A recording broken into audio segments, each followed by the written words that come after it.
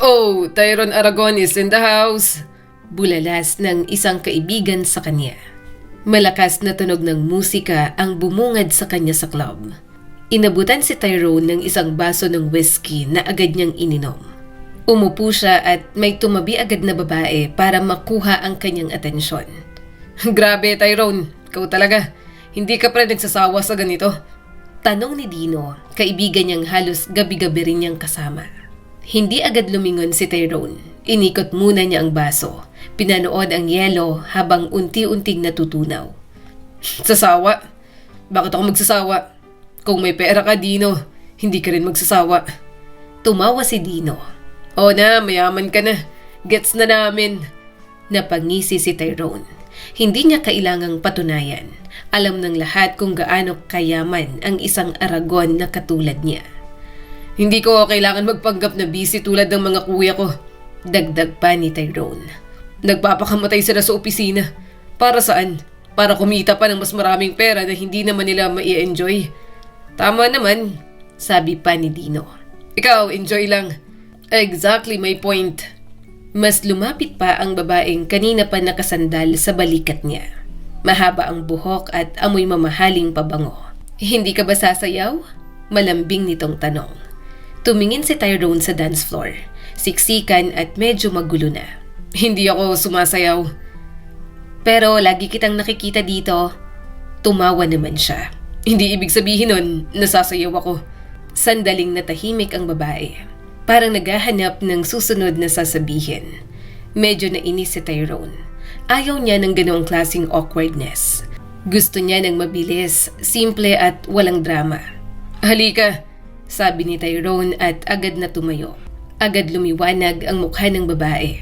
Saan tayo pupunta? Sa hotel. Trip niyang may dalhin sa hotel. Hindi pa niya alam ang pangalan ng babae. Pero pasok naman ito sa mga tipo niyang babae.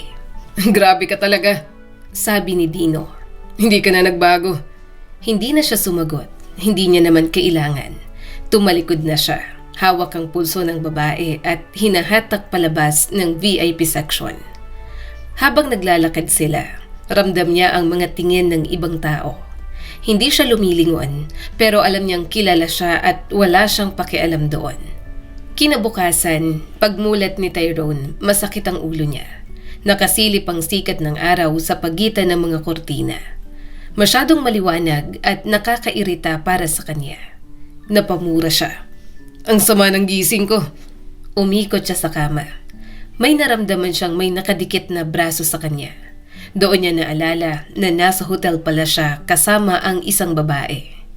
Hindi niya maalala ang pangalan. Hindi niya naman tinanong. Mahimbing ang tulog nito habang yakap ang dibdib niya na parang matagal na silang magkakilala. Naiinis siya sa ganoong klaseng eksena. Ayaw niya ng parang may meaning. Dahan-dahan niyang inalis ang kamay nito. Napamulat naman ang babae. Good morning. Alis na ako. May gagawin pa ako. Ngumuso ang babae. Ang aga naman. Ayaw mo ba ng isa pang round? Hindi siya sumagot. Kinuha niyang cellphone at inutusan ng assistant na dalhan siya ng mga damit na pamalit. Tumayo siya at diretso sa banyo. Pagkatapos maligo, sinuot niya na ang mga damit na pinasunod niya sa kanyang assistant. Pinapanood siya ng babae habang nagbibihis. Kagabi, okay pa si Tyrone dahil nasa mood siya. Nang mga sandaling yon, ramdam niya ang mga titig ng dalaga at naiirita na siya lalo. Magkikita pa ba tayo? Tanong ng babae sa kanya na mukhang may inaasahan. Huminto si Tyrone, ayaw niya ng tanong na mga ganoon. Hindi rin siya mahilig umulit ng babae. Tingnan natin, sagot na lang ni Tyrone. Alam niyang hindi na niya inaasahang makita o makasama pa ito. Mukhang na-realize naman ng babae. Parang na-disappoint pa nga, pero wala na siyang pakialam. Habang nagsusuot siya ng relo, biglang tumunog ang cellphone niya sa mesa. Kumunot ang noo ni Tyrone. Maaga pa at walang tumatawag sa kanya ng ganoong oras. Maliban kung importante. Tiningnan niya ang screen. Bakit tumatawag si Kuya Adrian? Napairap siya at sinagot yon. Ano? Tyrone, nasan ka? Tanong nito. Umuwi ka na ngayon. Napahinga siya ng malalim. Busy ako. Hindi to biro. Wala na si Lolo. Napatigil si Tyrone sa pagbubutones ng kanyang polo. Parang hindi agad pumasok sa utak niya yon. Ano? Malamig niyang tanong. Patay na si Lolo. Nakaayos ng burial niya. Nasa bahay na kami. Pumunta ka na rito. Tama ng paglabas mo. Then pagkatapos ng libing, saka darating ang lawyer para kausapin tayo. Kailangan ay nandito ka. Napatingin siya sa bintana. Hindi niya alam kung ano ang dapat maramdaman. Patay na si Lolo Sendo. Ang lolo nilang bugnutin at palaging nangingialam sa kanilang mga desisyon. Laging galit, lalo na sa kanya, si Lolo Sendo. Palagi siyang sinasabihan na walang silbi. Palagi pa siyang kinukumpara sa mga kuya niya. Tyrone, tawag ng kuya niya. Pupunta ako, sagot na lang niya. Binaba niya ang tawag at tahimik na ulit ang kwarto. Nakatingin sa kanya ang babae. Okay ka lang? Tumango siya. May namatay na family member. Lolo ko. Napakunot ang noo ng babae. I'm sorry. Tumango lang siya at walang emosyon. Hindi naman niya gaanong ka-close ang matanda kahit noong nabubuhay pa ito. Subalit kahit ganoon, malungkot pa rin naman siya. Malapit silang magkakapatid noong mga bata pa sila sa kanilang lolo. Lumayo ang loob dahil sa mga unquestionable nitong mga desisyon habang tumatanda. At sa loob ni Tyrone, may isang ideya na hindi niya mapigilan. Patay na si Lolo Sendo. Ibig sabihin, tapos na. Wala nang magdidikta. Wala nang magpipilit. Wala nang magagalit sa lifestyle na mayroon siya. At higit sa lahat, siguradong may mapupunta sa kanyang mana. Lumipas ang mga araw, tahimik ang mansyon ng mga Aragon pagkatapos ng libing ni Lolo Sendo. Hindi sanay si Tyrone sa ganoong katahimikan. Walang music, tawanan o party. Puro seryosong mukha ang mga makikita niya at naiinis na siya kaagad. Pagpasok niya sa living room, nandun na ang dalawa niyang kuya. Si Adrian na nakasuot ng itim na suit at si Victor na nakasuot lang ng casual at seryosong naghihintay. Late ka na, sabi ni Adrian. Traffic, sagot niya agad at umupo sa sofa. Tyrone, malamig na sabi ni Victor. Wala ka talagang respeto. Kahit sa burol, hindi ka man lang tumagal. Napairap si Tyrone. Patay na si Lolo. Ano pang gusto mo? Gusto niya bang umiyak pa ako? Wala na si Lolo. Malungkot ako pero dapat bang lumuha ako? Nanahimik ang mga ito. Ramdam niya ang inis ng mga kapatid niya. Napangisi na lang siya. Gustong-gusto niya kapag iniinis ang kanyang mga kapatid. Maya-maya'y lumapit ang katulong. Mga sir, nandito na ho ang lawyer. Tumango si Adrian. Papasukin niyo na. Sumandal si Tyrone at pinag-cruise ang mga braso. Yun na ang kanyang hinihintay. Yun lang naman ang kanyang gusto. Pumasok ang ginang, hawak ang folder. Good morning, I'm Attorney Reyes. Tumango si Adrian. Please, maupo po kayo. Umupo ang abogado at binuksan ang folder. Naramdaman ni Tyrone ang excitement. Tahimik lang siya pero malakas na ang pagdidiwang sa kanyang kalooban. Hindi na siya makapaghintay. Before we proceed, sabi ni Attorney Reyes, this is the last will and testament of Mr. Don Rosendo Aragon. Napairap si Tyrone. Iniisip niya na ang dami pang eme. Ayaw pang sabihin ang talagang agenda. Nag-iwan ng mga tagubili ng inyong lolo tungkol sa inyong mga mana. Diretsohin nyo na, sabi ni Tyrone at medyo naiinip na. Napatingin sa kanya si Adrian. Tyrone! What? Sagot niya. Nandito lang naman ako para sa mana. Ano pa bang sense para patagalin pa? Naghintay ako hanggang sa matapos ang libing ni Lolo. Ngayon tapos na. Kaya bakit parang ang tagal-tagal pa ng proseso nito? Nagpatuloy ang abogado sa mga sinasabi nito. Ang lahat ng ari-arian ay hahatiin ng pantay sa 3 apo. Napangisi si Tyrone. Nagpatuloy ang abogado. Gayunpaman, ang mana ay hindi agad ibibigay. Nawala ang ngiti ni Tyrone. Ano? Naglagay ng kondisyon ng lolo ninyo para sa inyo. Sumandal si Tyrone sa inis. Hindi talaga pinapadali ng kanilang lolo ang mga buhay nila. Palagi na lang. Ano pang aasahan niya kay Lolo Sendo? Tumingin ang abogado sa papel. Kailangang tuparin ng bawat isa sa inyo ang isang personal na kondisyon bago matanggap ang inyong bahagi. Ano yun? Tanong ni Victor. Ang panganay na si Adrian ay dapat matagumpay na mapalawak ang kumpanya sa ibang bansa. Tumango si Adrian na parang inaasahan na yon. Ang pangalawa na si Victor must take over the main operations for 1 year. Saad pa ng abogado. Tumango naman si Victor. Napatingin si Tyrone. At ako? Huminga ng malalim ang abogado. Dapat mamuhay ng mag-isa si G. Tyrone Aragon nang hindi ginagamit ang pera ng pamilya sa loob ng 6 na buwan. Biglang tumawa ang kanyang mga kapatid. Siya naman, parang gumuho ang mundo at inisip na joke lang yon. Ano kalokohan yan? Sabi niya pa.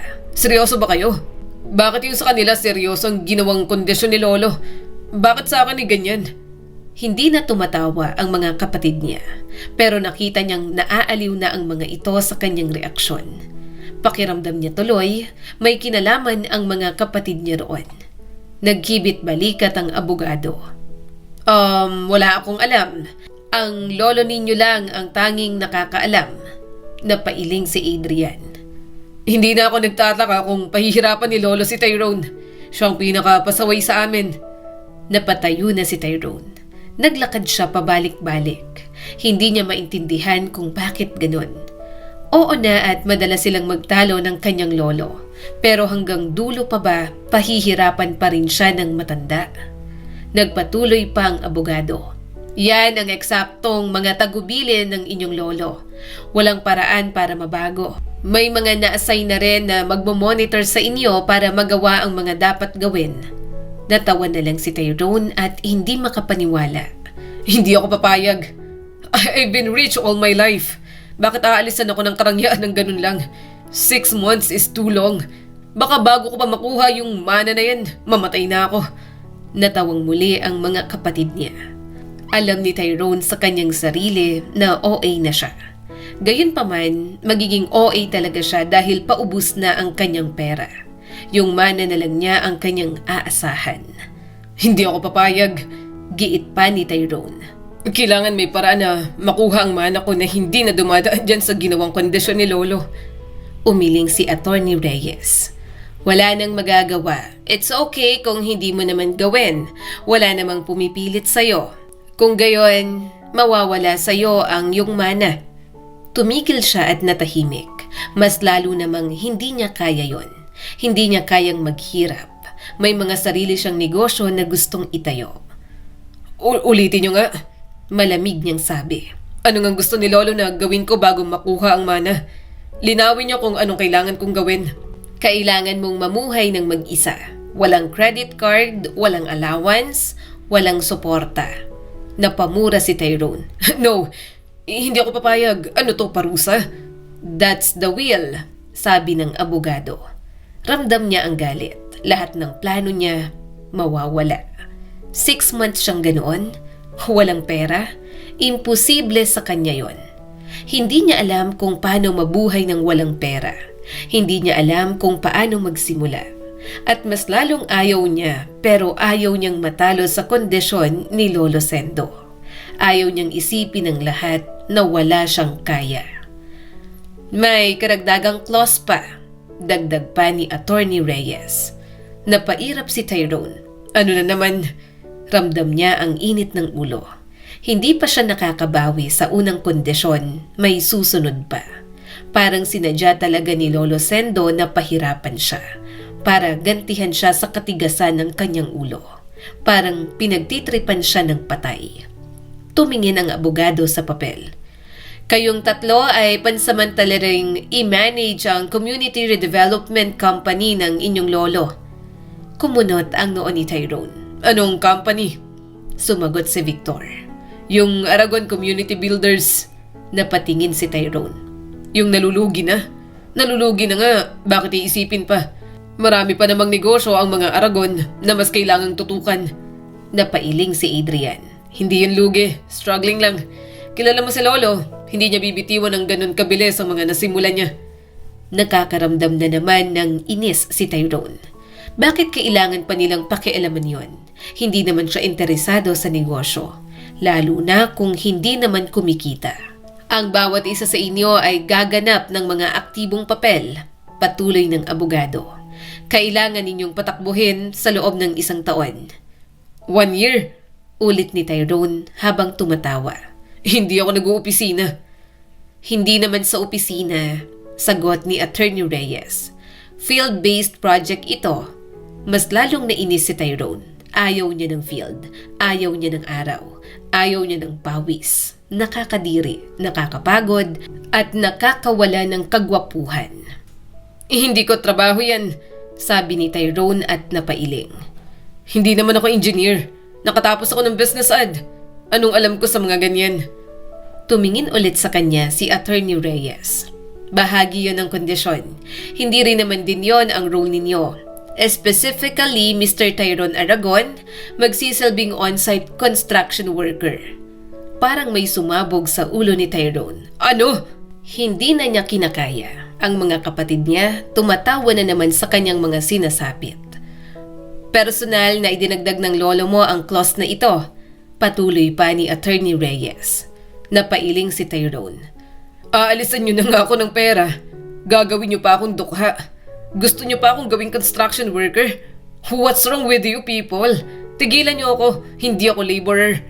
Walang emosyon si Attorney Reyes. Kailangan mong magtrabaho ng 4 na araw sa 1 linggo. Tumawa si Tyrone at parang nanunuya na lang. Hindi ako magbubuhat ng semento. Hindi ako maghahalo ng buhangin. Huminga ng malalim si Attorney Reyes. Susundin mo ang mga tagubilin sa site. Attendance will be monitored. Kung mabigo ka, mawawala ang iyong mana. Napatingin ang dalawa niyang kuya. Hindi na nagsasalita ang mga ito. Parang pinapanood na lang talaga ang pagsabog niya. Nanahimik na muna si Tyrone at mabilis ang paghinga. Ramdam pa rin ni Tyrone ang bigat. Nanginginig ang panga niya sa galit. Lolo ko ba talagang nagsulat niyan? Tanong pa ni Tyrone. Personal request niya? Yes. Napatawa siya ulit. Grabe, kahit patay na ginugulo pa rin ang buhay ko. Hindi sumagot ang abogado.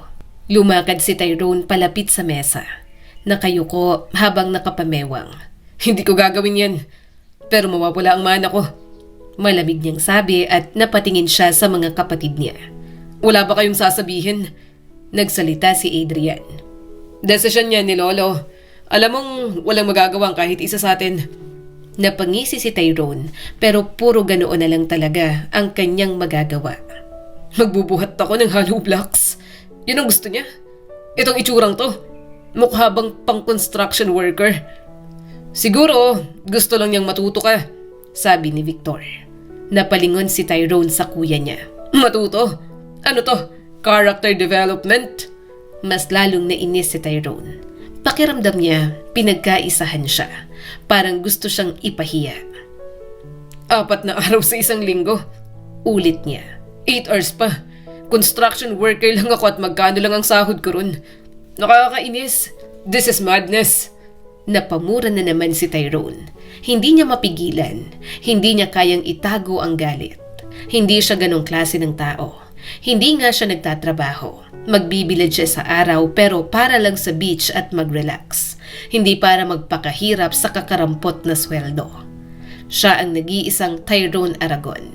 Hindi siya pwedeng maging construction worker lang. Napahawak siya sa ulo. Ayaw niya talaga. Sobrang ayaw ni Tyrone. Pero ayaw niya ring mawala ang mana. Kung hindi niya gagawin, talo siya. Kung gawin ni Tyrone, mapapahiya naman siya. Parehong masama para sa kanya. Sinong magmamonitor sa akin? Tanong ni Tyrone. The project coordinator, Miss Alicia Reyes. Sagot ni Attorney Reyes.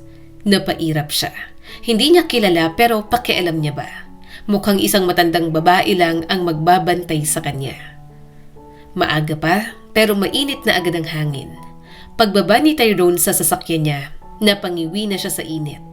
Nakasuot siya ng puting designer shirt, naka-fold ang manggas, slim black pants at mamahaling sneakers na halos kumikislap sa alikabok. Naka-dark sunglasses din siya at talagang mukhang mayamang tingnan. Ramdam niya agad ang mga tingin. Mga construction worker na pawisan, marumi ang damit, at may mga gabok sa mukha. Huminto ang ilan sa paghalo ng semento. Yung iba, nakatitig lang. Naiirita siya at para sa kanya, parang pumunta siya sa isang zoo. "Anong tinitingnan niyo?" Malamig niyang sabi. Nagkatinginan ang dalawang worker. Tumawa ang isa. "Bagong artista ba to?" Narinig yon ni Tyrone. "Excuse me, hindi niyo ba kilala kung sino ko?" Nagkatinginan ang mga trabahador. Hindi siya sanay na hindi siya ang dominante, na hindi siya kilala. Kahit saan siya pumunta, para siyang isang magnet na gustong dikitan ng lahat. Pero doon, parang wala siyang impact, walang humahanga o lumalapit. May narinig siyang malakas na tunog ng pandurog ng semento. Napapikit siya sa sobrang ingay. "Grabe, paano kayo nabubuhay dito?" May dumaan na kariton na puno ng hollow blocks. Halos matamaan siya. "Hey!" sigaw ni Tyrone. "Careful!" Hindi siya pinansin. Mas lalo siyang nainis. Tumingin siya sa paligid. Madumi, maalikabok ang scaffolding, mga bakal at mga buhangin sa sahig. Pakiramdam niya nadudumihan siya kahit nakatayo lang. "Nasaan ba ang coordinator?" bulong niya. "Hinahanap mo ako?" Napalingon siya sa boses ng isang babae. At doon niya nakita si Alicia. Akala niya ay matandang babae, pero mukhang dalaga pa pala. Naka-faded na jeans, plain na puting shirt at may clipboard sa kamay. Walang makeup, walang arte sa katawan. Sabog ang buhok na parang alambre at nakatali lang ng basta. May pawis sa noo at may alikabok pa sa braso. Pero maputi at may kakaibang features. Parang may ibang lahi dahil sa tangos ng ilong. Malalim ang mga mata. Maganda ang hubog ng katawan kahit na simple lang ang suot. Iyon nga lang, seryoso ang mukha. Walang emosyon at parang laging galit. Para kay Tyrone, hindi siya impressed. Para sa kanya, mukha itong pagod at masungit. Mukhang walang alam sa ayos. "Alicia Villanueva," sabi nito ng diretso at walang ngiti. "Project coordinator?" Tiningnan ito ni Tyrone mula ulo hanggang paa. "Ito na yun. Ito ang magbabantay sa akin." Napangisi siya. "You're the one monitoring me?" Tumango naman ito. "Oo, ako." Napairap siya. "Mukhang hindi mo naman kaya." Tumaas lang ang mga kilay ni Alicia. May inilapag ito sa harap niya. Helmet, gloves at safety shoes. "Suotin mo," sabi sa kanya ni Alicia. Tiningnan ni Tyrone ang gamit. Parang nadumihan na yon. Hindi ako magsusuot niyan. Hindi bagay sa akin." "Do you know what I'm wearing? Nakikita mo to? Custom to. Hindi to nabibili sa mall. Pinagawa ko to sa Milan. Limited lang. 5 lang sa buong Asia. Kaya wag ninyong idikit yung maruming damit sa akin. Ikaw, saan mo binili ang fit mo?" "Sa palengke lang. 4 na taon ko nang ginagamit. Marami kaming may ganito. Ginagamit kasi to ng mga normal na tao." Bahagyang napaatras si Tyrone. "So, you're telling me that I'm abnormal?" "Ikaw ang nagsabi niyan, hindi ako." Kumunot ang noo ni Alicia. "Saka ano bang pakialam ko sa outfit mo?" "Okay, 5 lang kayong meron yan." "Okay, tapos?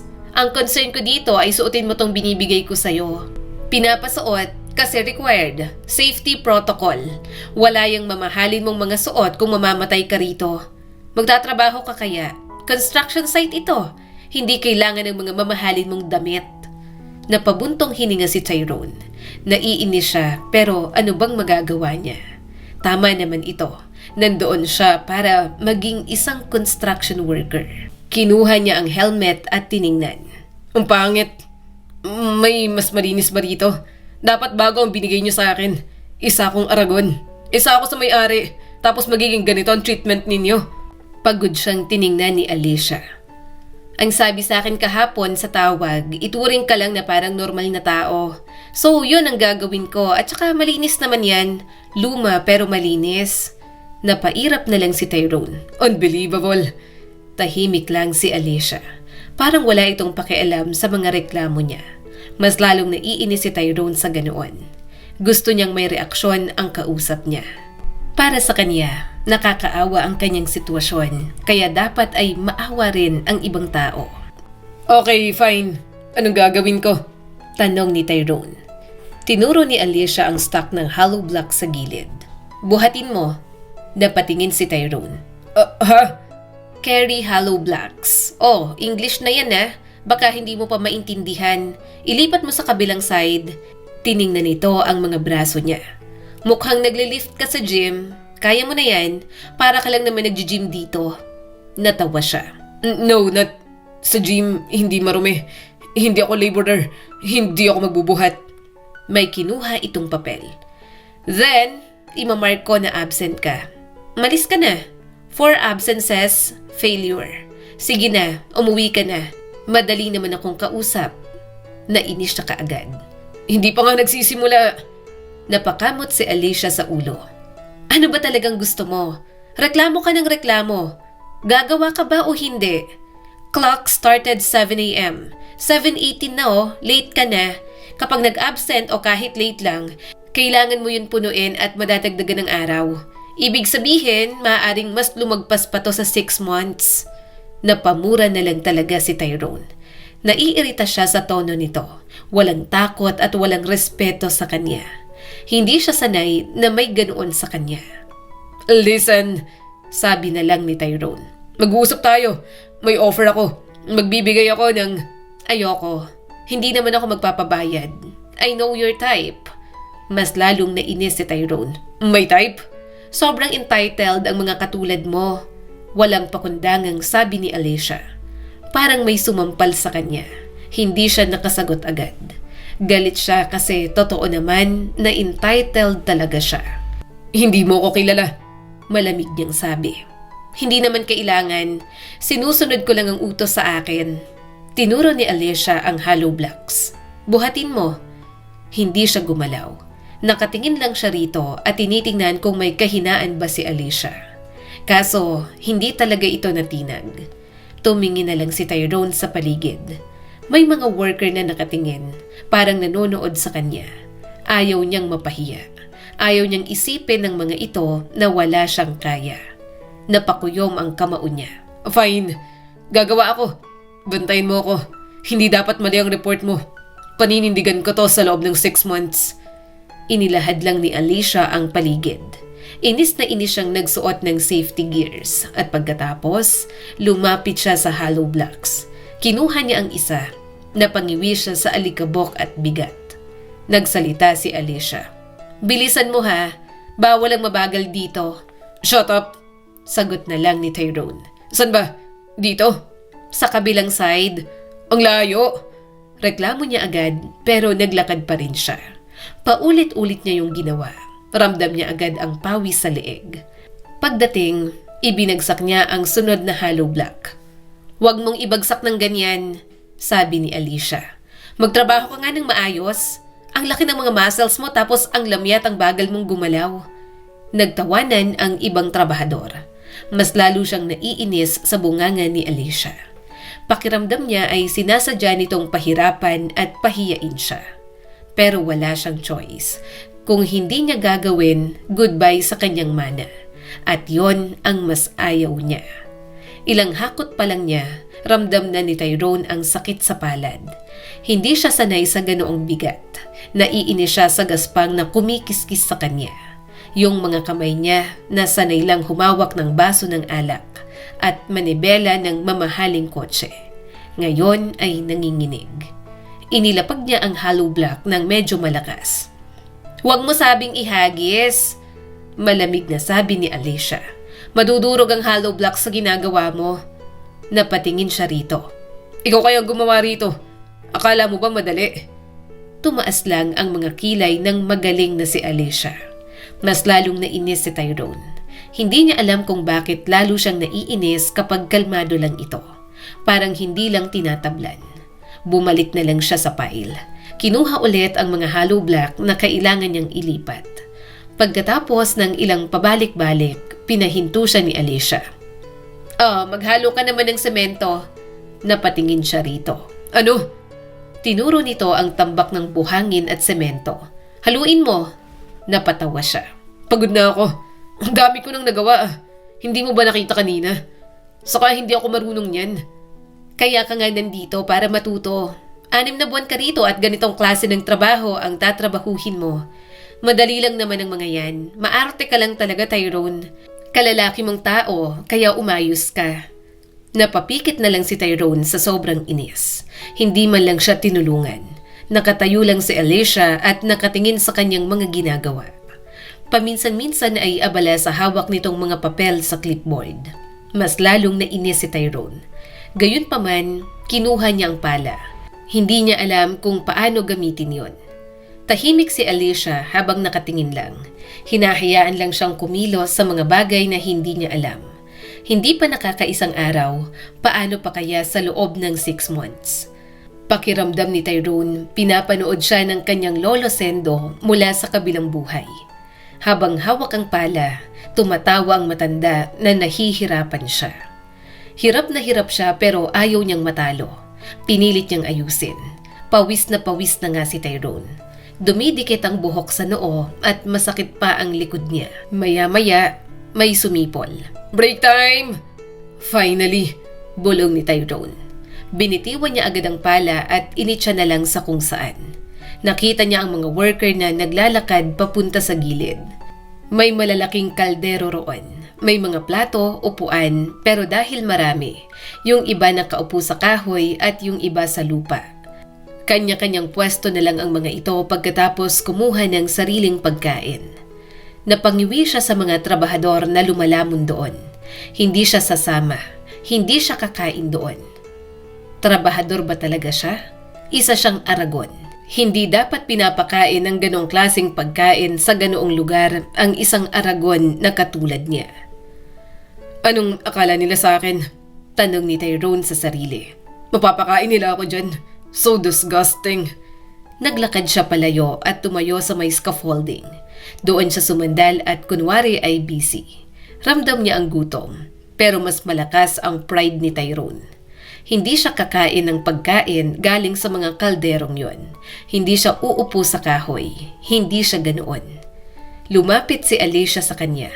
Hindi ka kakain? Hindi ako gutom. Kumunot ang noo nito. Sure? Yes. Tumalikod siya at kunwari ay walang pakialam. Pero kumakalam ang sikmura ni Tyrone. Narinig niya yon at narinig din ni Alicia. Hindi siya nagsalita para naman maligtas pa rin ang kanyang pride. Hindi ka talaga gutom? Tanong ni Alicia. Hindi nga. Bulalas ni Tyrone. Ano akala niyo sa akin? Kakain dyan? Lumakad si Alicia papunta sa mga kaldero. Bumalik itong may hawak na plato at isinaksak sa dibdib ni Tyrone. Ano ba? Reklamo niya agad. Tinulak-tulak pa siya ni Alicia palayo sa scaffolding. Magugutom ka. Yan ang plato. Kumuha ka ng pagkain mo ron. Marami ka pang trabahong gagawin. Huwag mo nga akong hawakan. Marahas siyang napatingin kay Alicia. Pinipilit mo ba ako? Oo. Baka mahimatay ka sa gutom dyan. Alam mo, para kang bata. Kumain ka na kasi doon. Ano? Kailangan pa kitang pilitin? Mas lalo siyang nainis at dinuro ang mga kalderong nasa lamesa. Hindi ako kakain yan. Kakain ako pero hindi ganyang pagkain at hindi sa ganito.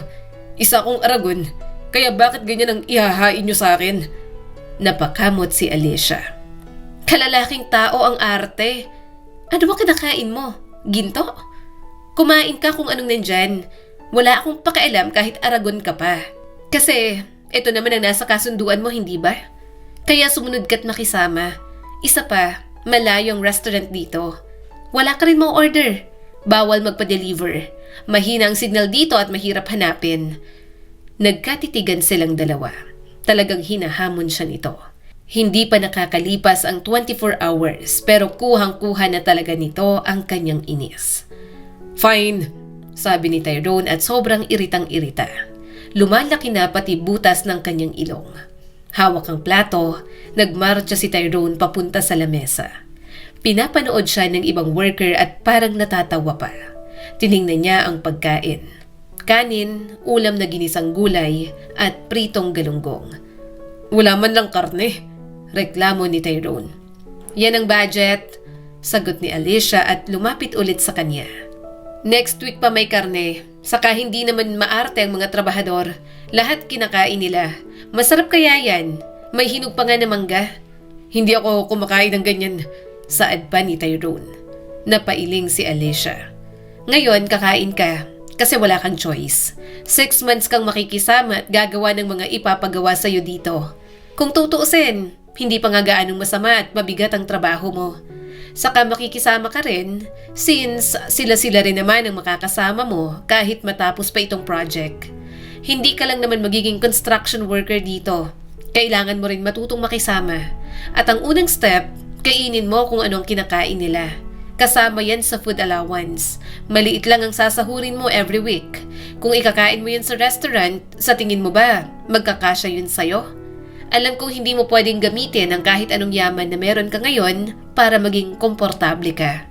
Kaya umayos ka para mapadali ang buhay mo. Naiirita siya sa mga sinasabi ni Alicia. Pero gutom na siya. Kumuha siya ng pagkain at naglagay sa kanyang plato. Kumuha rin siya ng spoon at fork dahil hindi siya nagkakamay. Tyrone, akin na yung kamay mo. Maghugas ka na rito. Sabi ni Alicia at kumuha ng hose at binuksan. Naiinis naman siyang naghugas ng mga kamay sa tubig na tumutulo sa hose. Nang makapaghugas, umupo na siya at sinubukang kumain. Sumupo siya at mabagal na ngumuya. Pagkatapos ng isang subo, napansin niyang masarap naman pala. Pero baka gutom lang talaga siya.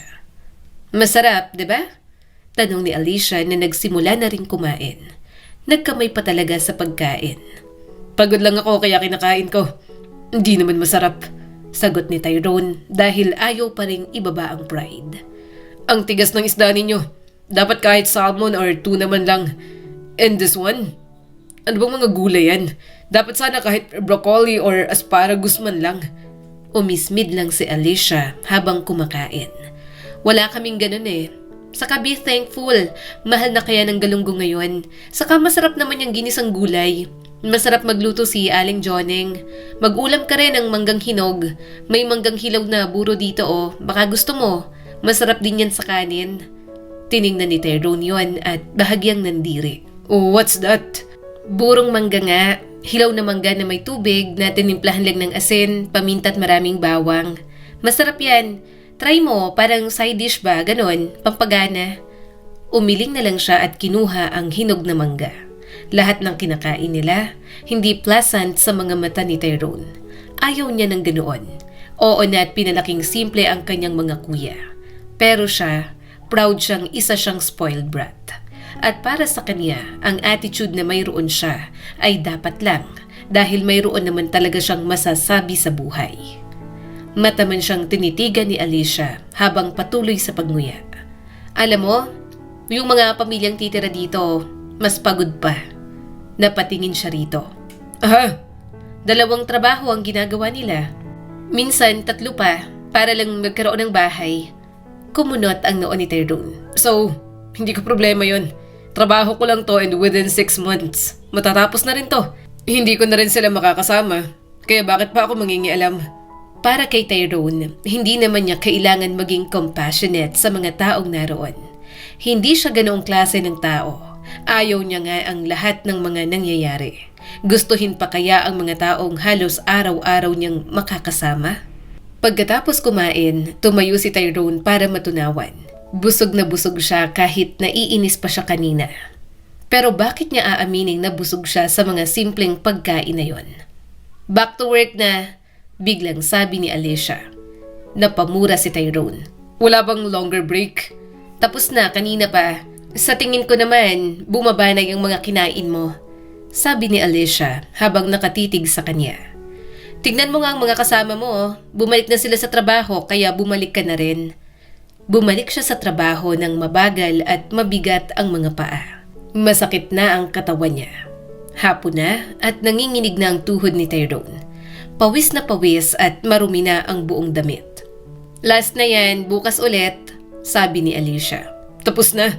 Tanong niya. Yes. Napaupo siya sa kahoy nang matapos. Pagod na siya. Hindi siya ganoon dati. Hindi siya napapagod, pero yon at ang lolo sendo niya na nasa kabilang buhay na, mukhang pinagtitripan pa siya. Kinabukasan, halos hindi makatayo si Tyrone nang magising siya. Nanigas ang likod niya. Parang may humila sa kanyang braso buong gabi.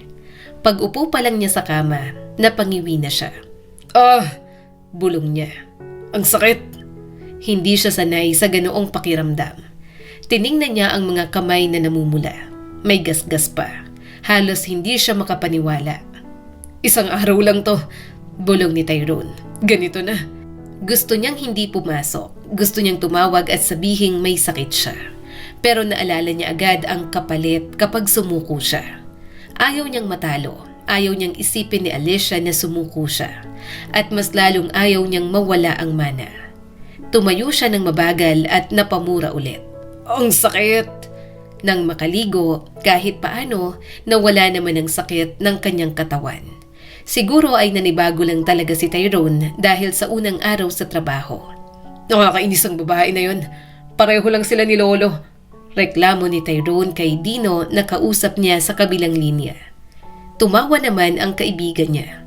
Tyrone, kahit mainis ka sa kanya, wala kang magagawa. At baka siya rin, naiinis din siya sa'yo. Pero kailangan niyang bantayan ka kasi trabaho niya rin yun. Kumunot ang noo ni Tyrone habang nagbobotones ng pantalon. Basta ayoko sa kanya. Parang araw-araw niyang kukunin ang inis ko. Bakit hindi mo na lang gamitan ng charm mo? Akitin mo para ma-inlove sa'yo at mabawasan ang mga gawain mo dyan. Saglit siyang natigilan sa mga sinabi ni Dino. Bigla siyang nagkaroon ng ideya. Pero kaya niya bang gawin yon? Para sa kanya, pangit ang isang Alicia. Buhok pa lang nito na parang alambre, napapangiwi na si Tyrone. Gayunpaman, hindi niya maikakaila na maganda ang suggestion ni Dino. Kaya napangisi si Tyrone pagkatapos magsuot ng t-shirt. Mabuti at nasabi mo yan, may plano na ako, saad ni Tyrone. Tumawa naman ang kanyang kaibigan. Late na siya pagdating sa site. Mainit na agad, pawisan na ang mga worker. At pagpasok pa lang niya, nakita na niya si Alicia. Nakatayo sa gilid at may hawak na clipboard. Napangisi si Tyrone. Ngayong araw, ibang approach ang kanyang gagawin. Hindi niya kaya sa lakas at pagiging isang Aragon, kaya dadaanin niya na lang sa charm bilang isang gwapong lalaki na maraming napapaibig na babae. Lumakad siya papalapit. Nakasuot siya ng masimpleng damit ngayon, pero halatang mamahalin pa rin. Nakasunglasses ulit siya. Good morning, sabi ni Tyrone. Hindi siya pinansin ni Alicia. Nagsusulat lang ito. Napangisi siya lalo. Ang aga mo. Hindi ka ba napapagod maging seryoso?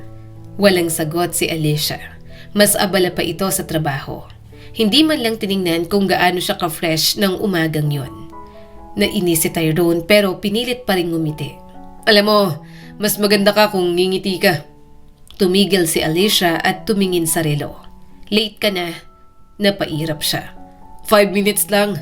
20 minutes. Nalaglag ang panga niya. What?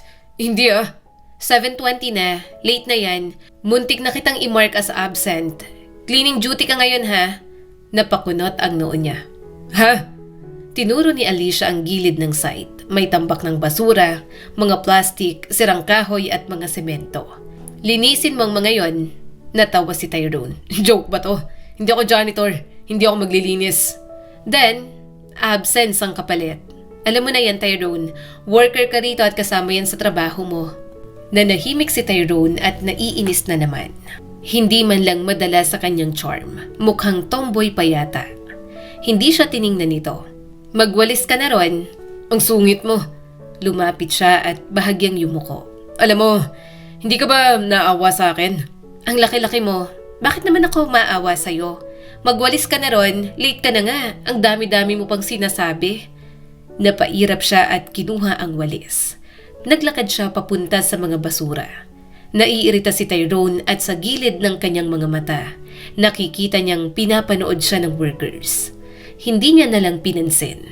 3 linggo pa lang pero pakiramdam ni Tyrone parang 1 taon na siyang nabubuhay sa impyerno. Hindi niya alam kung paano aakitin ang isang Alicia. Mukhang hindi naman natitinag sa kanya.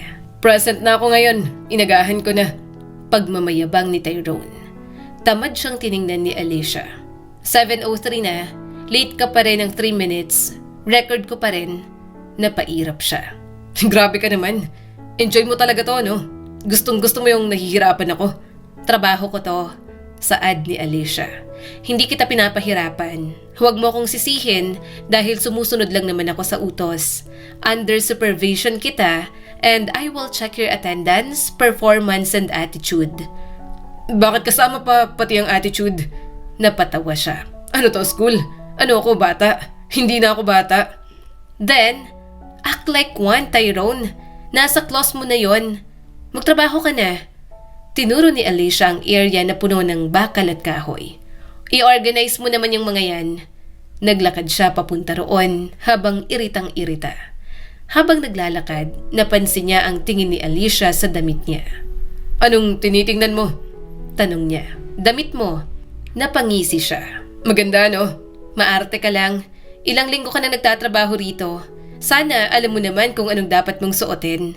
Alam mo na marurumihan ka rito pero ganyan ka pa rin manamit. Kapag nadumihan, magrereklamo ng walang katapusan. Natawa si Tyrone. Pakialam mo ba? Pangit kasi suot mo, kaya hindi ka makarelate. Napatingin si Alicia sa mukha niya. Puging-pugi ka sa sarili mo, no? Akala mo fashion show palagi ang pupuntahan mo? Napangisi siya. At least, may taste ako sa pananamit. How about you? Wala nang taste sa pananamit, ang pangit pa. Buhok mo parang alambre. Sinabi niya sa kanyang sarili na aakitin niya ito, na baka madala sa charm niya. Pero noong nakaraan pa siyang gising na hindi madaling maakit ang isang Alicia. Kaya lalaitin niya na lang sa kahit anong paraan para makabawi naman.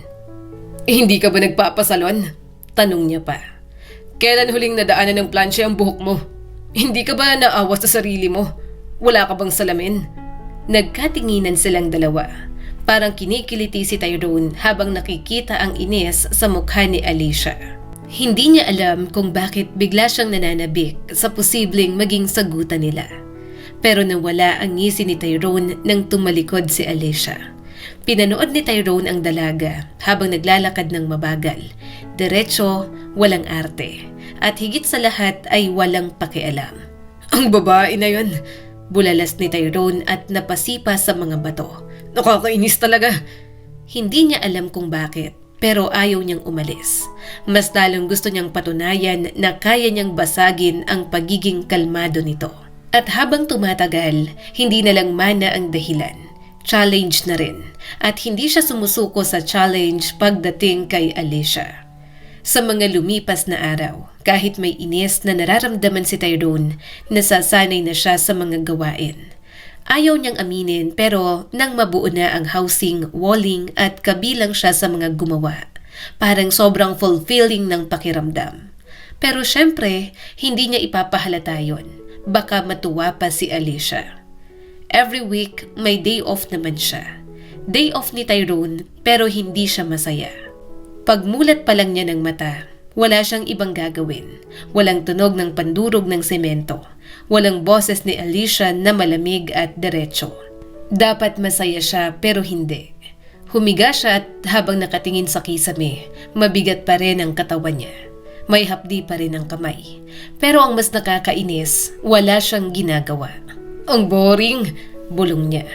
Siguro, kulang lang ako sa babae. Ang tagal na rin kasi nawala. Kinuha niya ang cellphone. May chat si Dino at nagyayayang uminom. Tiningnan niya lang. Hindi siya nag-reply. Inom na inom ako at doon din ako makakahanap ng babae. Pero bakit parang tinatamad ako? Wala ako sa mood. Bulong ni Tyrone sa kanyang sarili. Isa pa, ayaw niyang makita ang mga taong nasa totoong mundo niya. Si Dino lang naman ang may alam sa nangyayari sa kanya. Yung iba, ang alam ay nag-out of the country lang siya. Ayaw niyang magpaliwanag kung bakit may palto sa kamay. Ayaw niyang marinig na pinagtatawanan siya. Ibinato niya ang phone sa gilid at humiga. Mas okay pa palang magtrabaho. Nakatulog siya ulit. Nagising ng tanghali na. Kumain, bumalik sa kama na parang walang direksyon. Minsan, sumagi sa isip niya si Alicia. Bakit ko ba iniisip yun? Pero kahit naiirita siya, hinahanap niya. Nasanay na si Tyrone sa boses at pagmumukha nito. Kinabukasan, maaga siyang dumating. Hindi niya inaamin pero excited siya. Pagpasok niya sa site, napahinto siya at nakita si Alicia. Bakit ganyan ang itsura niya? Gulat na gulat niyang tanong sa sarili. Unat na unat ang buhok ni Alicia. Hindi nasabog, diretso, mahaba at nakalugay sa likod. Mas maayos, mas malinis tingnan at mas nakita ang pagkakaroon nito ng ibang lahi. Natigilan si Tyrone sa sobrang ganda ni Alicia. Ewan niya ba kung ilang linggo na lang talaga siyang hindi nakakakita ng mga magagandang babae. Kaya ngayon ay parang kumikinang sa mga mata niya si Alicia. Napangisi si Tyrone at lumapit agad. Wow! Hindi ka na pangit ah. The ugly duckling turns into beautiful swan. Except sa pangit mong pananamit. Ano nangyari? Hindi siya pinansin ni Alicia gaya ng dati. Nagsusulat lang ito at parang walang pakialam sa kanya. Wow! Ulit pa ni Tyrone. Ano to? Nagpaganda ka na. Ang ganda ng buhok mo ngayon ah. Hindi na mukhang alambre. Para kanino ka nagpapaganda? Para sa akin? Napairap si Alicia at sa wakas tumingin na sa kanya. Assuming ka?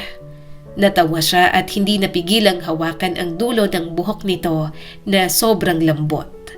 Medyo iba pa nga ang kulay, hindi typical na itim. Hindi naman siya mahilig sa buhok ng babae, pero pakiramdam niya, parang ang sarap amuyin kapag kay Alicia na buhok. Hindi ka ba nagpaayos dahil nandito ako? Muli pa siyang natawa. Umiwas naman si Alicia at hinampas ang kanyang kamay. Hindi. Aray, you should be thankful. Hinawakan ng isang katulad ko ang buhok mo, tapos ahampasin mo lang. Hinimas ni Tyrone ang kamay. Sigurado ka na hindi ako ang dahilan. Ako lang naman ang nalalait sa'yo rito ah. Na-conscious ka siguro sa tuwing tinatawag kong alambre ang buhok mo. Napairap si Alicia at tiningnan siya na parang wala siyang utak. Libre ng tita ko to. Hindi ako nagpapastraight ng buhok para sa'yo, no? Nagkataon lang talaga na nilibre ako ng tita ko sa salon. Napangisi siya lalo. Bakit parang hindi ka panipaniwala? Gumagawa ka lang ng excuses para pagtakpan ng totoong dahilan. Aminin mo na kasi na nagpapaganda ka dahil sa akin. Napailing si Alicia. Alam mo, bukod sa masamang ugali mo at mayabang, asyomero ka rin talaga. Bahala ka sa buhay mo. Paniwalaan mo ang gusto mong paniwalaan. Basta magsimula ka na magtrabaho at kaunti na lang mababatukan na kita. Pero tumawa palalo si Tyrone. Masayang masaya dahil nakakuha na siya ng reaksyon mula kay Alicia. Hindi ka man lang nagsabi. Gusto mo bang ma-appreciate ko na kahit papano maganda ka naman? Napairap ulit si Alicia. Wala akong sinabing ganyan. Hindi ko kailangan ng appreciation mo. Pero maganda ka ngayon. Napangiti siya at mataman itong tiningnan. Ang ganda-ganda mo. Half Lebanese ka ba? Ang ganda mo. Ganyan pa lang. Buhok pa lang ang naayos. Paano pa kaya? Napansin niyang hindi agad sumagot si Alicia. Mas lalo siyang napangiti at napatingin sa mga labi nito pagkatapos ay sa mga mata. Sinasadya niyang makita yon ng dalaga. Sinusubukan kung maaakit na rin ba sa kanya si Alicia. Maganda ka pala kapag inayos mo ang sarili mo. Dagdag pa niya. Mag-work ka na. Malamig na sagot ni Alicia at bahagyang napaatras. Hindi ka ba kinikilig? Tinawag kitang maganda. Isang gwapong tulad ko, natawag kang maganda. Napabusangot ito. Hindi. Muli siyang humalakhak. Sinungaling. Naglakad ito papalayo sa kanya. Agad naman siyang sumunod. Naglakad siya kasabay nito. Hindi pa tapos si Tyrone. Parang namiss niyang asarin at kulitin si Alicia. Parang hindi sapat ang isang araw. Gustong-gusto niya kapag nayayamot ito o nakakatanggap ng kahit anong reaksyon mula rito. Hindi ko alam na may ganito kang potensyal.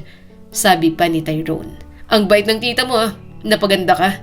Tumahimik ka na't magtrabaho. Tigilan mo nga ako. Ngumisi si Tyrone. Pinagmasdan niya ulit si Alicia habang naglalakad. Mas maayos nga at mas malambot tingnan ang mukha nito. Alicia, tawag niya pa.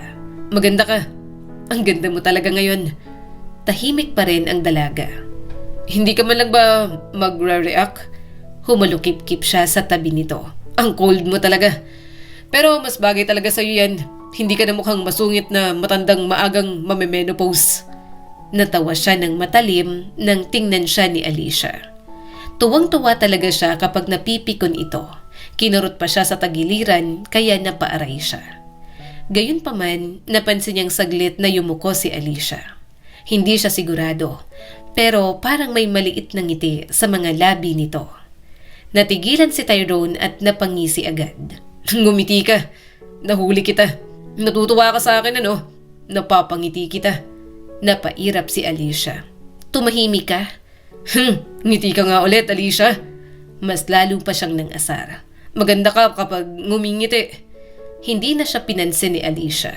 Pero nakita niya na habang tumatalikod ito, may maliit ulit na ngiti.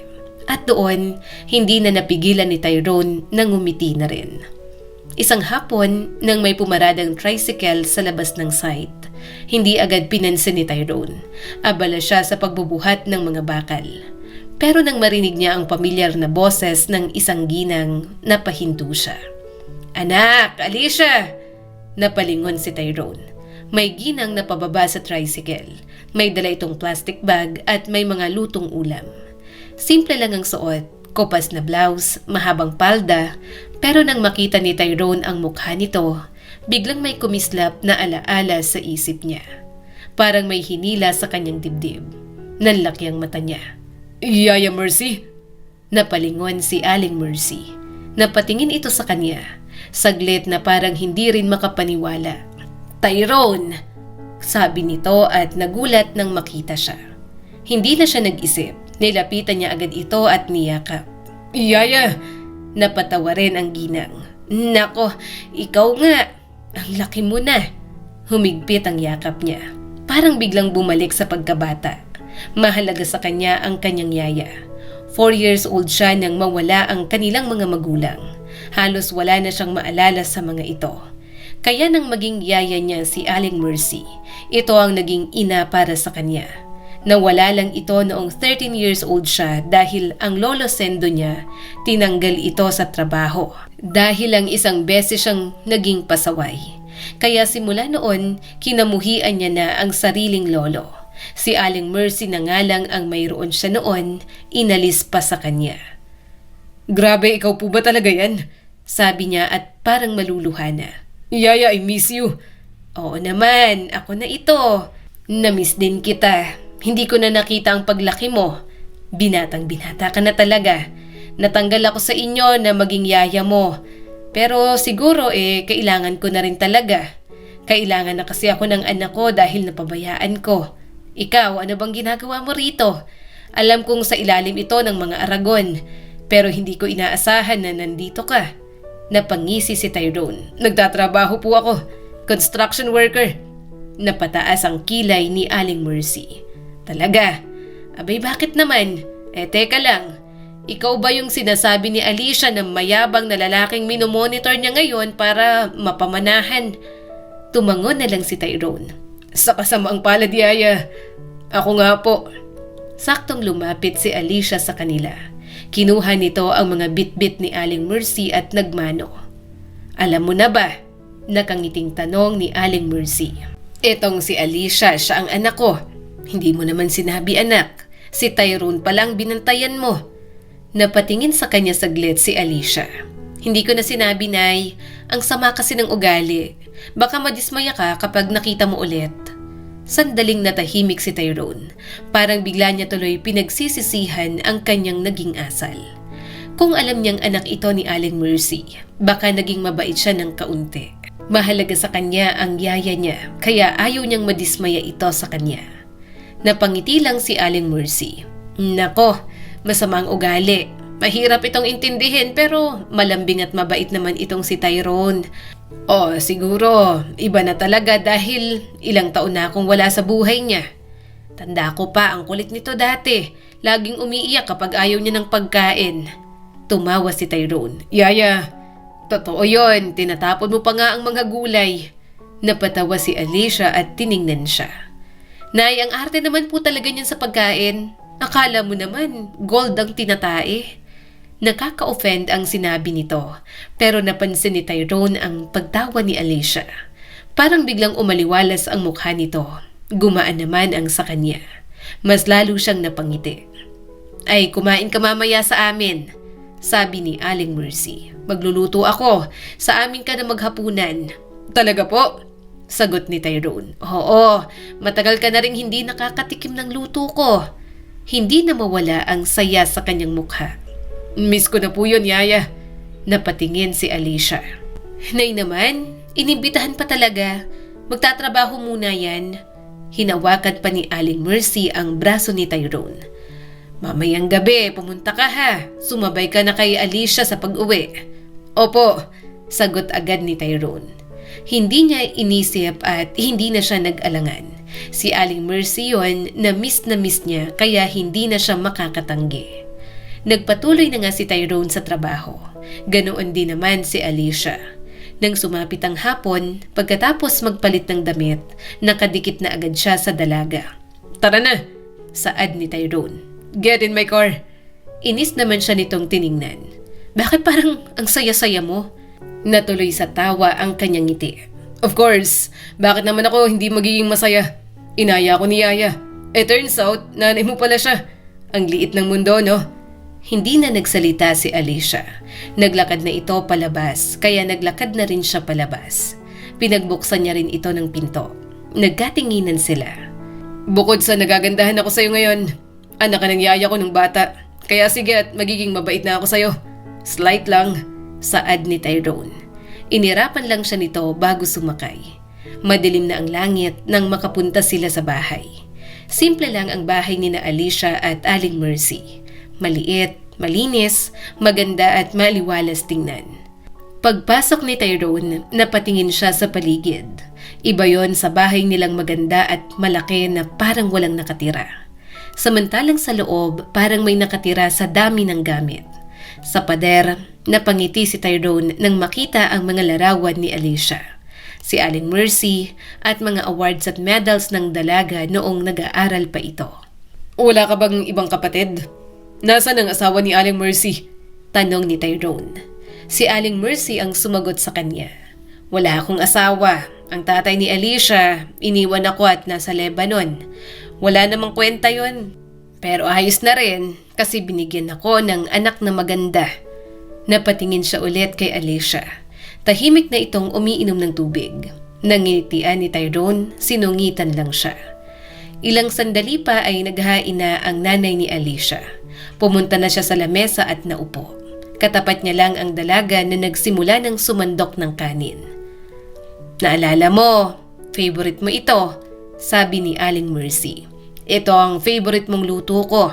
Ang dami mong nakakain kapag ito. Nanlaki ang mata ni Tyrone. Adobo? Oo, yung manamis-namis. Napangiti siya. Grabe, tagal ko nang hindi nakakakain ng luto mo, Yaya. Kain na. Tumawa pa si Aling Mercy. Wala akong ginagawa kaya pababaunan ko na itong si Alicia. Kahit may pagkain kayo ron, magpapahatid ako ng pagkain para sa'yo. Initin mo na lang kung saan ka tumutuloy ngayon para may pang-ulam ka sa hapunan.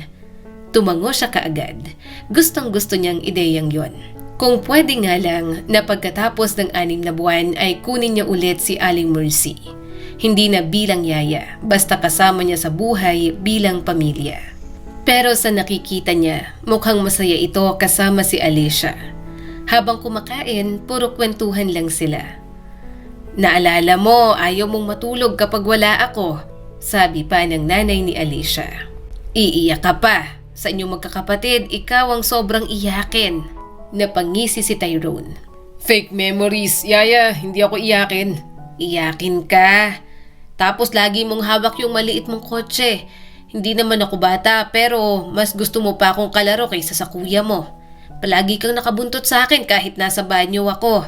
Kulang na lang, itali mong sarili mo sa akin sa sobrang clingy mo. Napatawa si Alicia. Cute. Hindi ako cute. Sagot ni Tyrone at napatingin kay Alicia. Tinatawanan mo ba ako? Alam nyo, parang maling pumayag ako mag-dinner dito. Change topic na nga. Tumawa ang mag-ina sa kanyang mga sinabi. Masaya, magaan at pakiramdam ni Tyrone para lang siyang umuwi sa isang mainit at tahanang may pagmamahalan. Maya-maya'y biglang nagsalita ang nanay ni Alicia. Alam mo ba, Alicia, crush ka nito dati. Napahinto si Tyrone sa pagsubo sabay tingin sa dalaga. Si Alicia, crush ako. Nay, Saway ni Alicia. Ano ka ba? Tumawa ang ginang. Bakit? Totoo naman. Crush ka nitong anak ko. Madalas itong magtampo sa akin kapag hindi ako nakakauwi kahit isang beses sa isang linggo. Pero kapag may pasalubong ako na picture mo, ay bati na kami uli. Abay, gwapong-gwapo sa'yo. Napalingon si Tyrone kay Alicia. Napangisi siya. Talaga? Childhood crush mo ko? Namula si Alicia. Naniwala ka naman. Bata pa ako noon. O sige, nagagwapuhan ako sa'yo pero noon yon. Ngayon hindi na. Ang sama kaya ng ugali mo. Pangbata lang yung feelings na yon. Humalakhak si Tyrone. Wala, crush mo pa rin ako. So, may history pala tayo. May bilang pa rin yon. Saka mas gwapo na ako ngayon. Imposibleng hindi ka naapektuhan sa mukhang to, Alicia. Baka naglalaway ka na. Baka mamaya, pinapantasya mo na pala ako pero magaling ka lang magtago. Tinatago mo sa kasungitan mo. Napairap si Alicia. Ang yabang mo. Natawa si Tyrone at mas lalo itong inasar. Hindi ko alam pero masaya ako. May fun pala ako dati. Childhood admirer. Sana pala, dinala ka ni Yaya sa bahay. Magustuhan kaya kitang kalaro. Natawa si Aling Mercy. Sa tingin ko naman magugustuhan mong kalaro itong anak ko. Napairap ulit si Alicia at naiinis na kumagat ng manok. Tumahimik ka? Ngumiti si Tyrone habang kumakain. Hindi niya maipaliwanag pero parang may mainit na humaplos sa kanyang puso. Masaya siya sa hapunang yon. Sobrang saya niya at gusto niya pang maulit yon. Naghihimagas na sila ng leche flan nang may kumatok sa pinto. Agad na tumayo si Alicia at ito na ang nagbukas. Ma'am Alicia! Saad ng isang ginang na may dalang bata. Pasensya na po, napadaan lang. Okay lang, pasok kayo, sabi ni Alicia. Hindi na ho, gusto ko lang sanang magtanong. Tahimik si Tyrone habang nakikinig. Yung bahay po namin, kailan po kaya? Tanong ng ginang. Napansin ni Tyrone na seryoso agad si Alicia. Anong black po ba kayo? Black sea po. May anak kayo? Tanong pa ni Alicia. Opo, 3. Kasi po inuulan na kasi kami. Yung bunso ko po ay may hika. Kailan po kaya? Ulit ng ginang. Marahang tumango si Alicia. Try ko pong i-prioritize. Ilalagay ko po kayo sa mas maagang schedule. Nanlaki ang mata ng ginang. Talaga ho? Tumango ulit si Alicia. Oo, check ko po bukas. Kaunting tiis na lang po. Salamat po ng sobra. Napansin ni Tyrone nang umiti si Alicia. Hindi niya alam kung ano ang meron. Pero nagagandahan siya lalo sa anak ni Aling Mercy kapag nakangiti. Mabait pa nga sa mga nangangailangan na mas lalong nagpapaliwanag sa pagkatao nito. Kinabukasan, mas maagang dumating si Tyrone kaysa dati. Hindi niya inaamin sa sarili pero mula kagabi may nagbago sa tingin niya sa site. Hindi na lang yon parang parusa. Hindi na lang yon tungkol sa mana. Alam niya na ang silbi ng kanyang mga ginagawa. May isang tao rin na gustong-gusto niyang palaging makita. Habang naglalakad papunta sa area nila, napansin niyang may nagkukumpulan sa may gilid ng ginagawang bahay. Naririnig niya ang tawanan at narinig niya ang boses ni Alicia. Napalingon siya. Nakita niya si Alicia na kausap ang foreman na si Ruben. Nakangiti ito habang nakikipagtitigan. Tumigil si Tyrone. May kung anong kumirot sa dibdib niya. Bakit ganyan siya tumatawa kapag ibang lalaki ang kausap niya? Bakit kapag sa akin? Nako Alicia, pag natapos to, ililibre mo kami Biro ni Ruben. Napatawa si Alicia. Bakit ako? Ikaw ang boss dito Napangiti si Alicia. Kayo talaga. Ako pa rin to. Kahit na medyo mataas ang pwesto ko rito, ako pa rin si Alicia na kababata nyo at kalaro sa parangan. Tumawa ulit si Alicia at si Tyrone parang nanigas sa kanyang kinatatayuan. Hindi niya alam kung bakit, pero naiinis siya. Hindi niya gusto na ganoon si Alicia sa iba. Hindi niya gusto na hindi siya ang nagpapatawa dito. Lumapit siya na may kaunting lakas ang hakbang. Ano yan? Napalingon si Alicia. Good morning. Good morning. Malamig niya namang sagot. Napatingin si Ruben. Uy! Maaga ka ngayon. Of course, professional ako, sagot ni Tyrone. Napangiti si Alicia ng kaunti. Talaga? Late ka nga nitong mga nakaraang araw. Napairap siya. Gusto niyang makita ni Alicia na may ginagawa naman siyang tama sa mga trabahong binibigay sa kanya. Kaso, muling natuon kay Ruben ang atensyon nito. Nagpatuloy si Ruben. Ma'am Alicia, ilalagay na ba namin yung beam dito? Oo, pero siguraduhin niyo na pantay, sagot ni Alicia. Napansin ni Tyrone na ang natural ng usapan ng mga ito. Parang matagal na talagang magkaibigan at walang tensyon. Samantalang kapag siya naman ang kinakausap ni Alicia, palagi na lamang nakabusangot. Mas lalo siyang naiinis. Ako na lang ang gagawa, biglang sabi ni Tyrone. Napatingin si Alicia. Kaya mo? Kaya ko. Napatingin din si Ruben. Mabigat yan. Hindi ako mahina. Kaya ko yan. Giit pa ni Tyrone, hindi na alam kung ano pa bang pinatutunayan. Napatingin si Alicia sa kanya na parang nagtataka. Okay, sige.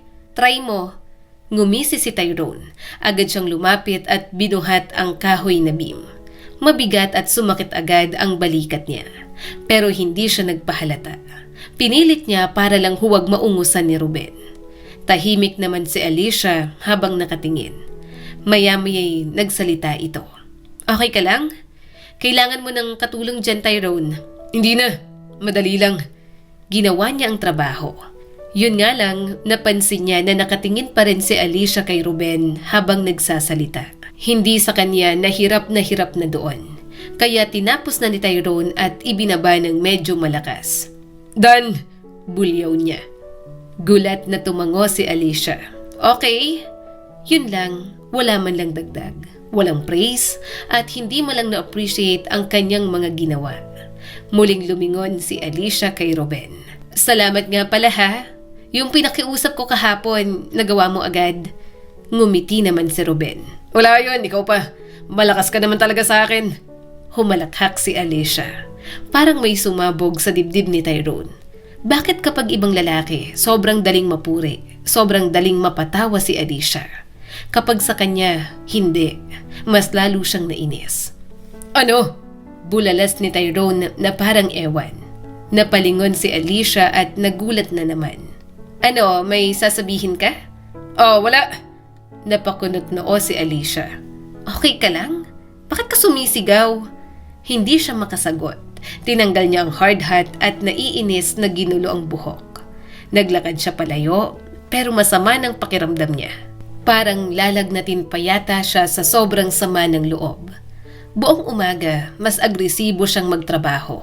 Mas mabilis, mas malakas, halos padabog ang mga galaw. Napansin yon ni Alicia. Tyrone, dahan-dahan naman. Ano bang kinakainit ng ulo mo? Ayusin mo nga yung mga galaw mo. Baka masaktan ka. Suotin mo rin yung hard hat mo. Tyrone, ano ba? Hindi siya sumagot. Para lang siyang batang nagtatampo. Nakabusangot habang patuloy sa pagtatrabaho. Bago pa niya maayos ang isang pako, hinila na siya ni Alicia. Naiirita siyang napaharap dito. Naiinis nitong sinuot sa kanya ang hard hat. Bahagya naman siyang kumalma sa lapit nilang dalawa ni Alicia. Pero naiinis pa rin talaga siya. Concern ka na? Tanong ni Tyrone. Bakit ka nandito? Doon ka kay Ruben. Total, siya lang naman ang kaya mong purihin, hindi ba? Natigilan si Alicia. Ano? Bakit mo sinasabi yan? Wala.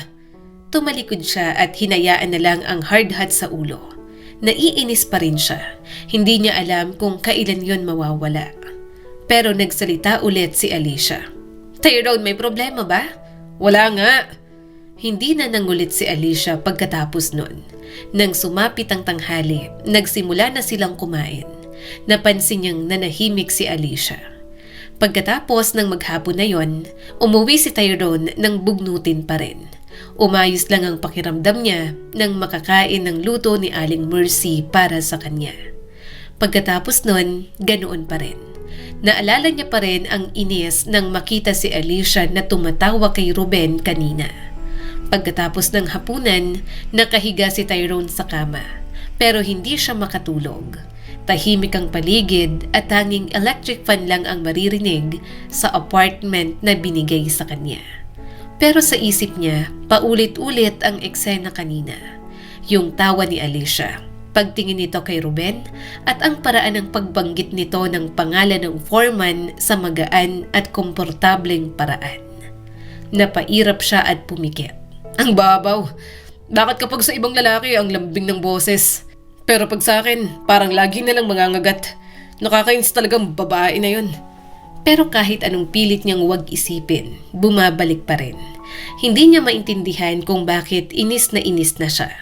Bigla niyang kinuha ang cellphone. Tinawagan niya si Dino. Sumagot agad ang kaibigan niya. Uy, buhay ka pa? Huminga ng malalim si Tyrone. Malamang. Totoo naman, hindi ka na nagpaparamdam. Busy ka ba sa construction life mo? Napatawa si Dino. Ano, so meron? Bakit ka tumawag? Babalik ka na ba? Tahimik saglit si Tyrone. Hindi siya sanay magkwento. Pero parang may mabigat sa dibdib niya. Kung hindi niya ilalabas, parang anumang oras ay susugurin niya si Alicia at sasabihin lahat ng mga hinanakit niya. May nangyari kanina, sabi ni Tyrone at parang naghahanap ng mga tamang salita. May babae akong problema rito. Nung una wala akong pakialam. Pero nang makita ko may kausap siyang lalaki, nagtatawanan sila. Nakakainis. Nakakapikon. Napatawa si Dino. Wait, ano? Bakit naman? Hindi ko alam. Naiinis ako. Girlfriend mo ba? Tanong ni Dino. Napapikit siya. Ako? Dino, you're unbelievable. Alam mong hindi ako nag-girlfriend. Ayoko ng commitment sa mga babae. Crush mo? Tanong ni Dino. Agad naman siyang naalarma. Anong tingin mo sa akin? High school student na magkakaroon ng crush? Kahit nga nung high school, wala eh. Hindi mo gusto, hindi mo crush, hindi mo girlfriend. Bakit ka naiinis? Napairap siya. Hindi ko alam. Tyrone, pwede mo bang ikwento ng maayos? Napabuntong hininga siya. May foreman doon, close sila. Tumatawa siya sa lalaking yun. Parang ang ganang pakikitungo niya. Kapag ako ang kausap niya, laging malamig at nakabusangot. Kapag yung lalaki, parang iba. Ano bang meron doon na wala ako? I'm handsome, tall, rich.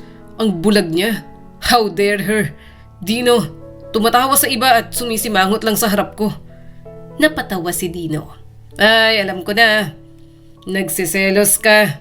Dude, selos yan. Kumunot ang noo ni Tyrone. Bigla siyang natigilan. Bakit naman siya magsiselos? Para sa kanya, imposible yon. Hindi ako nagsiselos. Imposible, Dino. Tanggi pa ni Tyrone. Tumawa si Dino sa kabilang linya. Dude, obvious. Huwag mo nang i-deny. Ganyan ang nararamdaman ng taong nagsiselos. At nagsiselos ka kasi in love ka na. Napairap si Tyrone. Hindi ako nagsiselos. At paano mo masasabi yan? Ni wala ka rin namang sineryoso dati, hindi ba? Kahit wala akong naranasang seryosong relationship, alam ko pa rin yan. Sige nga, explain mo. Ba't ka naiinis? Bakit mo pinansin? Bakit mo kinikwento sa akin? Tumahimik si Tyrone, hindi niya rin alam. Ang alam niya lang, mabigat sa dibdib ang ganoong klaseng damdamin. Bakit ka nagalit nung pinuri niya yung foreman na sinasabi mo? Tanong pa ni Dino. Bakit ka nasaktan nang hindi ka niya pinansin? Humigpit ang hawak ni Tyrone sa cellphone. Hindi siya makasagot. Dude, mahinang sabi ni Dino. Mukhang gusto mo siya, denial ka lang. Hindi ako makakagusto sa kanya. Hindi ko naman siya type. Playboy ako, no? Alam mo yan, kung gaano ko kabilis magpalit ng babae. Hindi ako makokontento sa isa.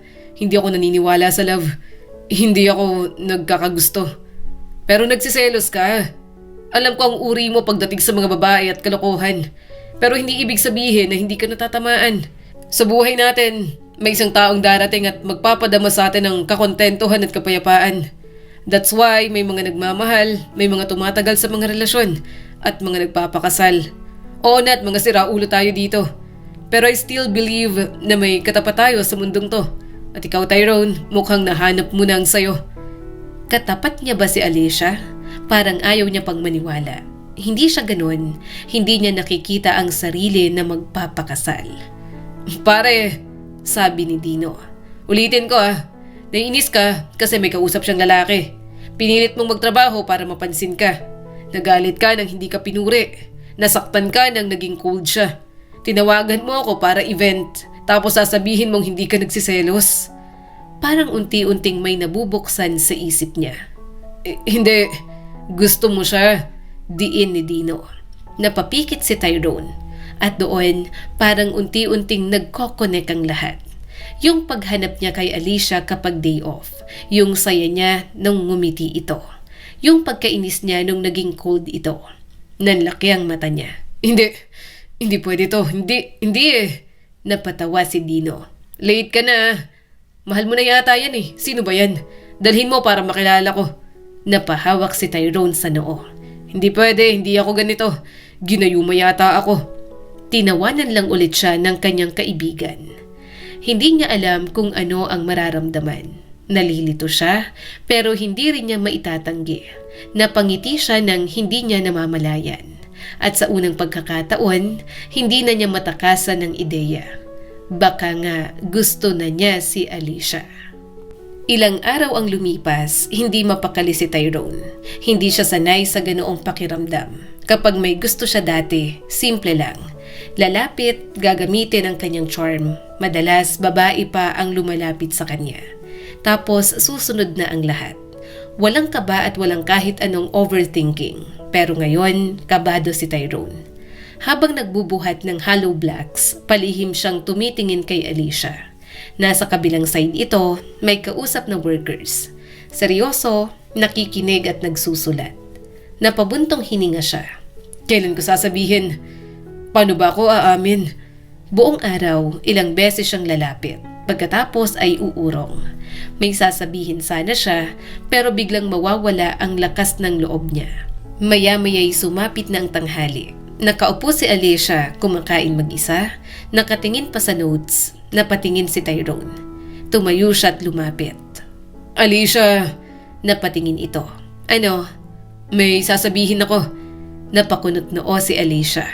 Ano? Gusto na niyang magsalita, pero biglang umurong ang lakas ng loob na kanyang inipon. Later na lang. Ha? Ang labo mo? Tumalikod na lang ulit si Tyrone. Kinabahan siya. Hindi niya maintindihan kung bakit. Nang dumating ang hapon, tahimik na ang site. Kaunti na lang ang tao. Nagliligpit na ang iba. Lumapit siya ulit. Alicia, napatingin ito. Ano na naman? Pwede ba tayong mag-usap? Yung private sana. Yung tayong dalawa lang. Saglit itong tumingin sa paligid. Sige. Naglakad sila papunta sa gilid ng site. Tahimik doon, naririnig lang ang hangin at kaunting tunog ng martilyo sa malayo. Tumigil si Tyrone. Kinakabahan na naman siya. Hindi niya alam kung paano sisimulan. Napatingin si Alicia sa kanya. Ano bang sasabihin mo? Bakit parang kabado ka? Huminga siya ng malalim. Alicia, may sasabihin ako. Naiinis ako. Napakunot noo si Alicia. Ha? Saan? Naiinis ako kapag may kausap kang ibang lalaki. Natigilan si Alicia. Naiinis ako kapag tinatawanan mo sila. Dagdag niya. Naiinis ako kapag cold ka sa akin. Hindi ko maintindihan kung bakit. Akala ko inis lang pero hindi. Humigpit ang dibdib niya. Iniisip kita palagi. Nanlaki ang mata ni Alicia. Kapag day off, hinahanap kita. Tuloy pa ni Tyrone. Kapag umiti ka, masaya ako. Kapag cold ka, naiinis ako. Hindi ako ganito. Hindi ako naniniwala sa pag-ibig. Playboy ako. Aminado ako ron. Hindi ako seryoso sa babae. Pero iba ka. Nanlaki ang mata ni Alicia. Hindi ko alam kung kailan nagsimula. Sabi pa ni Tyrone at marahang napalunok. Siguro nang umiti ka. Siguro nang makita kitang makitungo sa ibang tao.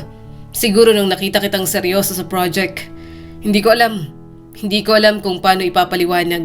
Ang alam ko lang gusto kita. Hindi ko alam kung anong tawag dito. Hindi ko alam kung love, pero gusto kita. Hindi ko na kayang magpanggap na wala lang. Napatingin siya ng diretso kay Alicia. Gusto kita. Hindi ko inaasahan pero gusto ko na ngayon na palagi kang kasama. Hindi agad ito nakasagot. Nanlalaki pa rin ang mga mata ni Alicia. Hindi ito makapagsalita. Si Tyrone naman ay halos marinig ang tibok ng sariling puso. Naghihintay siya ng sagot. Hindi naman siya umaasang matanggap agad. Pero umaasa siya na sana ma-acknowledge nito ang nararamdaman niya at seryoso siya roon. Alicia, mahina niyang sabi. Hindi pa rin ito sumasagot. Mukhang gulat at hindi makapaniwala. At bago pa ito makapagsalita, may tumawag na sa kanyang isang babae. Tyrone! Napalingon sila. May babae na papasok sa site. Napakunot noo si Tyrone. Pamilyar sa kanya pero hindi niya kilala. Lumapit ang babae, diretso sa kanya. Tyrone, finally! Nakita rin kita. Hinahanap kita. Napatingin si Alicia nang bigla siyang yakapin ng babae. Agad niya namang inalis ang mga braso nito. Ano yun? Tanong ni Tyrone. Sino ka ba? Napahawak ang babae sa tiyan nito. At doon lang napansin ni Tyrone na medyo nakaumbok yon. Nanlamig siya. Ako si Kate. Hindi mo ba ako naalala? Ako yung naka one night stand mo sa bar 3 months ago. Hinahanap kita. 3 months na akong buntis. Hindi niya agad naintindihan. Ano? Buntis ako, Tyrone. Ikaw ang ama. Naniga siya at parang tumigil ang mundo. Ano? Ano sinasabi mo? Ngumiti agad si Kate. Pero siya, wala siyang pakialam. Napatingin agad siya kay Alicia. Namumutla ito habang nakatingin sa tiyan ni Kate. Hindi, sabi ni Tyrone at agad na lumapit dito. No, hindi ako nakabuntis sa kanya. Anong hindi? Tyrone, 3 months na akong buntis. Ikaw ang ama ng baby ko. Ulit pa ng babae. Hindi pwede, sabi ni Tyrone. Hindi pwede. Pwede bang manahimik ka? Hindi kita kilala at sure akong hindi ako ang ama ng ipinagbubuntis mo. Ayaw niyang intindihin si Kate. Wala siyang pakialam dito. Sa kanya na lang aalalahanin ang mga sinabi nito. Pero sa ngayon, si Alicia ang concern niya. Nakita niyang umatras si Alicia, kaya agad niyang hinawakan ang braso nito. Alicia, no! Huwag kang umalis! Huwag kang makinig sa kanya! Imposible yan! Hindi ako nagpapabaya! Gumagamit ako ng proteksyon! Tahimik lang si Alicia habang nakatingin sa kanya. Mas lalo siyang natakot. Inaamin niya naman na playboy siya. Subalit ayaw niyang habulin ng nakaraan kung kailan totoo na ang kanyang nararamdaman. Hindi pwede to, sabi ni Tyrone. Alicia, hindi totoo.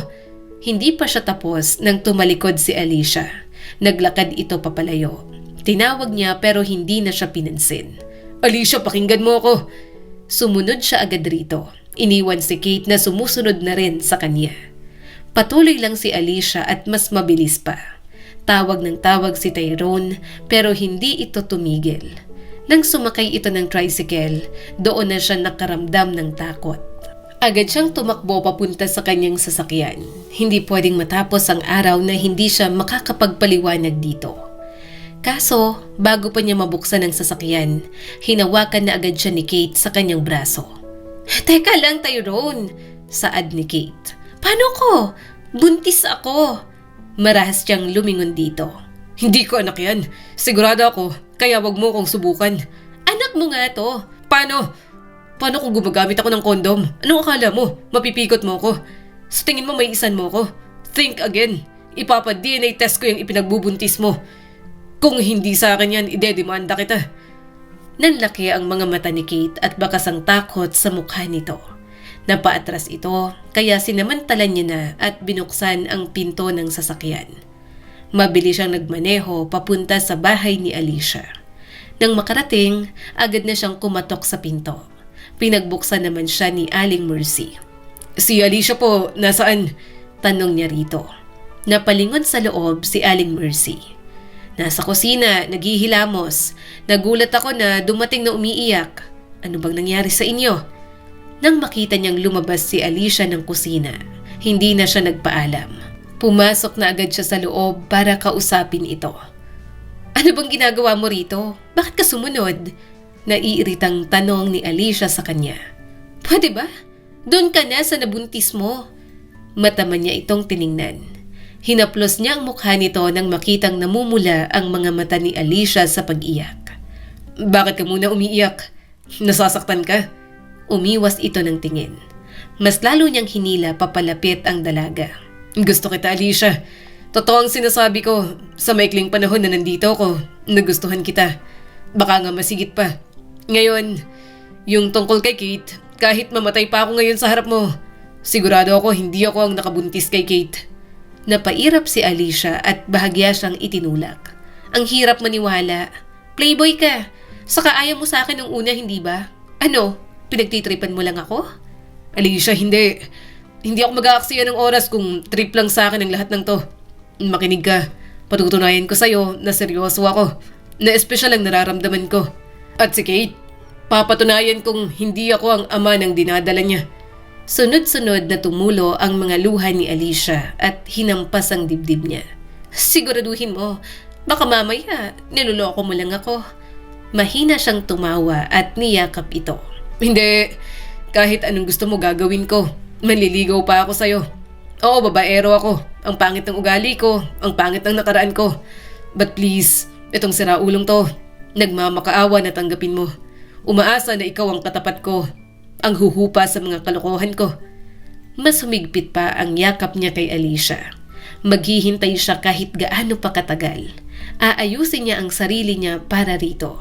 Simula noon, nanligaw na nga si Tyrone. Si Kate naman, pinahanap niya sa tauhan ng kanyang Kuya Adrian.